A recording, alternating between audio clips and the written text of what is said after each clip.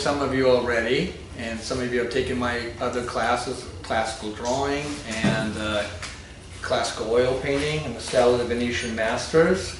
And that's been my main course for the 10 years or so. And there I teach something that's really pretty different from what we're going to be learning in this course today. First of all, a few words about me. I study at the Academy of Fine Arts in Venice, Italy, and lived there for 24 years and have quite a bit of experience in just about all forms of painting and in graphic design as well. I used to work for Lucky Brand, you probably know that. And I worked for Bob Dylan and a lot of other big name acts doing graphic design. But my main focus, of course, is classical oil painting. But this course is a little bit different. This course is beginning figure painting, and beginning is sort of that's up to you where you're at, because you can make a painting as good as your ability is to make it. You know, so I'm going to start out with pretty much with the basics and see where all of you are at, and I will work with you wherever you happen to be at with your level of skill. And hopefully all of you have taken some drawing classes, so you do have some experience with at least laying out a figure, trying to get those proportions right, and even if you haven't done that, we will be working on that. We're going to start out with some real basics here. But then we're going to be using a toned canvas, and by a toned canvas I mean something like this. You know, there's various tones that you can use in a canvas. You know, in my classical work I use the yellow ochre and with a little bit of burnt umber ground. For a lot of the these kind of figure paintings, you know, quick figure paintings like this, I like to use the gray ground, and the gray ground is mixed with in this case it's just some burnt sienna and ultramarine blue.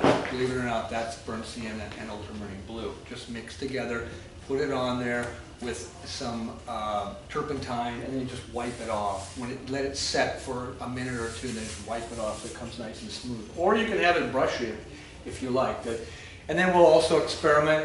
At some point you can also put whatever color you like as a ground. Then we're going to be moving on to more of the a grisaille. All of these will be more or less single poses, single settings. At the beginning we're going to do some quicker poses, and then we'll do like poses for the whole session. This is what I mean by a good grisaille, where you have your toned canvas, and then you're laying it out with your burnt umber, and then you're putting just black and white. But that black and white, because of the order in which it's put on, has almost the feeling of being full color, even though it's really just black and white. I talk a lot about that in my classical course. Kind of the basis of that whole classical idea behind painting is the order in which you paint. If you scumble light over dark, you're going to get cool tints.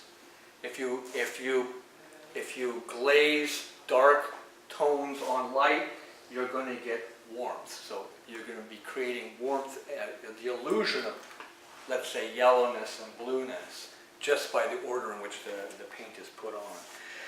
And then we're gonna try also a duotone, which can be really interesting. We're going to be using just 2 colors, and then the following week we're going to do something even more interesting. But that can be really interesting. You can make some very interesting skin tones by putting green and burnt sienna, believe it or not. And you can paint your whole painting with that, and you're creating the illusion of color. You know, like this is a full color alla prima. This was done in one sitting. This was done, well, more or less in one sitting. This is a duotone, but we're going to be experimenting with all these different things. We're leading up from just single color to black and white to duotone and to full color.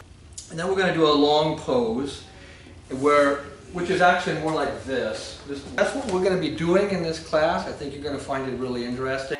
I wanted to just say a few things, a few words also about painting itself. Basically, two types of painting. Representational painting, there's direct and there's indirect. Indirect is the classical. That's the way, Titian painted, or all of the classical painters. They built up their paint with layers. That's how you get that incredible sense of depth. Depth in the skin tones, depth in the backgrounds, depth in everything that you see when you go to the museums here. You go down here, there's some really nice, there's a nice Rembrandt down here at the Hammer. You can see all of those aspects of classical painting. But what we're going to be focusing on here, and what's more modern, is direct painting, which means you're not doing it roundabout. You're going directly for the color. If it's red, it's red. You just go right for that color. And alla prima means you're doing it in one session usually. That's what alla prima means. Although there is a lot of overlapping on paintings. You can have a classical painting that has alla prima touches towards the end. Not at the beginning. You always want to have those towards the end. But that's what gives a sense of liveliness. And that's actually what's nice about direct painting. It's a more modern way of painting. It started with maybe Velázquez and Goya. They started Corot. They started painting really quickly with all in one session, and that kind of painting gives a real sense of liveliness. It gives a sense of freshness that classical painting like the Titian just can't have. So it's kind of a trade-off, and you can find the balance. That's where you're going to find your own artistic voice, is what you like better. We're going to be looking at how to nail down forms, how to get a sense of movement, how to get your proportions right. That's what we're going to be doing in this class.